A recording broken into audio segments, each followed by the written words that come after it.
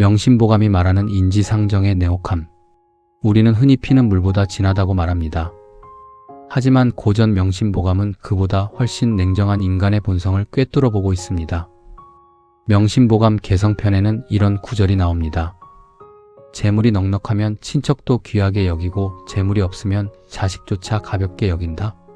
이 말은 단순히 돈을 밝히라는 뜻이 아닙니다. 인간이라는 존재는 아무리 혈육이라 할지라도 상대방에게 기댈 곳이 없고 짐이 된다고 느껴지면 본능적으로 멀어지려는 속성이 있다는 뜻입니다. 평생 자식을 위해 모든 것을 내어준 부모가 왜 노후에 눈물을 흘립니까?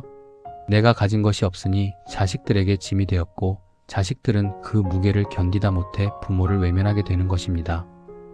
이것이 우리가 마주해야 할 첫 번째 비정한 진실입니다. 2. 석가모니의 가르침. 나를 등불로 삼는 자등명의 지혜. 석가모니 부처님께서는 임종 직전 제자들에게 마지막으로 이렇게 말씀하셨습니다. 자신을 등불로 삼고 자신에게 의지하라. 남에게 의지하지 말라. 이것이 바로 자등명 법등명의 가르침입니다. 많은 부모님이 자식을 내 몸보다 더 사랑합니다. 내 입에 들어갈 것을 아껴 자식 학원을 보내고 내 노후 자금을 헐어 자식 집을 해줍니다.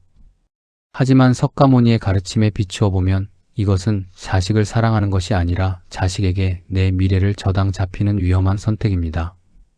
내가 나를 지킬 힘, 즉 나만의 등불이 꺼지는 순간 자식의 인생도 함께 어두워집니다. 자식에게 기댈 생각을 하는 순간 당신은 더 이상 당당한 부모가 아니라 자식의 눈치를 보는 가련한 노인이 되고 맙니다. 스스로 빛나는 등불이 되십시오. 그래야 자식도 그 빛을 보고 당신을 존경하며 찾아옵니다. 3. 법륜 스님이 강조하는 독립과 방아착. 오늘날 수많은 시니어의 멘토인 법륜 스님은 늘 명쾌하게 말씀하십니다. 20살이 넘으면 자식은 남이다. 이 말은 연을 끊으라는 뜻이 아니라 정신적, 경제적으로 서로 독립해야 비로소 건강한 관계가 유지된다는 뜻입니다. 부모가 자식에게 돈을 다 퍼주는 심리 밑바닥에는 내가 이만큼 해줬으니 나중에 나를 돌보겠지라는 보상 심리가 깔려 있습니다. 이것이 비극의 씨앗입니다. 법륜 스님은 이를 집착이라고 정의합니다. 자식에게 모든 것을 거는 집착을 내려놓는 것, 즉 방아착을 실천해야 합니다. 자식에게 줄 돈을 내 노후를 위해 남겨두는 것은 이기심이 아닙니다. 자식에게 짐이 되지 않겠다는 가장 큰 부모의 사랑이자 배려입니다. 돈을 쥐고 있어야 자식에게 해라, 마라 소리를 안 하게 되고 그래야 자식도 부모를 편안하게 대할 수 있습니다. 4. 돈이 없으면 왜 인격까지 무너지는가? 왜 성인들은 그토록 노후의 경제적 자립을 강조했을까요? 돈은 단순히 물건을 사는 수단이 아니라 인간의 존엄성을 지켜주는 최소한의 방어막이기 때문입니다. 나이 들어 주머니에 돈이 없으면 작은 일에도 서운함이 생깁니다.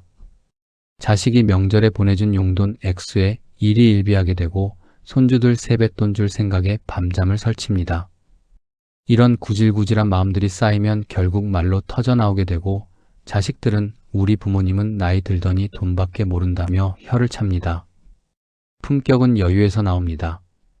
내 지갑이 든든해야 사람을 만나도 밥 한 끼 먼저 살 수 있고 자식에게도 바쁘면 오지 마라, 나 친구들이랑 여행 간다며 쿨하게 말할 수 있는 여유가 생깁니다. 그 여유가 바로 당신의 품격이며 그 품격이 사람들로 하여금 당신을 함부로 대하지 못하게 만드는 카리스마가 됩니다. 5. 지금 당장 실천해야 할 노후 돈 관리 원칙. 그렇다면 우리는 구체적으로 어떻게 해야 할까요? 여기 3가지 원칙을 기억하십시오. 첫째, 자식에게 사전 증여를 서두르지 마십시오. 죽을 때 주면 자식이 고마워하지만 살아서 주면 자식은 당연하게 여긴다는 말이 있습니다. 내 숨이 붙어 있는 동안에는 내 재산의 통제권을 끝까지 쥐고 계셔야 합니다. 그것이 당신의 목소리에 힘을 실어주는 유일한 도구입니다. 둘째, 거절하는 연습을 하십시오. 자식이 사업 자금이 부족하다거나 집을 사야 한다며 손을 벌릴 때 내 노후 자금을 헐어서 주지 마십시오. 이것은 내 생명줄이라 줄 수 없다고 단호하게 말씀하십시오.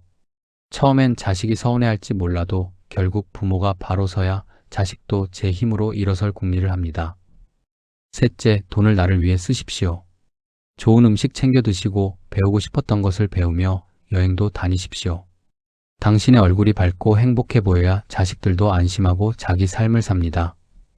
부모의 불행은 자식에게 가장 큰 무의식적 죄책감을 심어줍니다. 당신이 행복한 것이 최고의 효도입니다. 마무리로 마음의 불을 켜고 홀로 서십시오.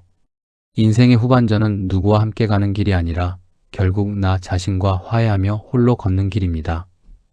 명심보감이 말하는 냉정함도, 석가모니의 자등명도, 법륜 스님의 방아착도 결국 하나의 진리를 가리킵니다. 나를 먼저 사랑하라는 것입니다. 돈은 그 사랑을 지탱해주는 든든한 지팡이일 뿐입니다. 그 지팡이를 자식에게 미리 던져주지 마십시오. 오늘 거울 속의 당신에게 물어보십시오. 나는 나를 얼마나 지키고 있는가? 남을 위해 사느라 꺼져가던 당신 마음의 불을 이제는 당신 자신을 위해 환하게 밝히십시오.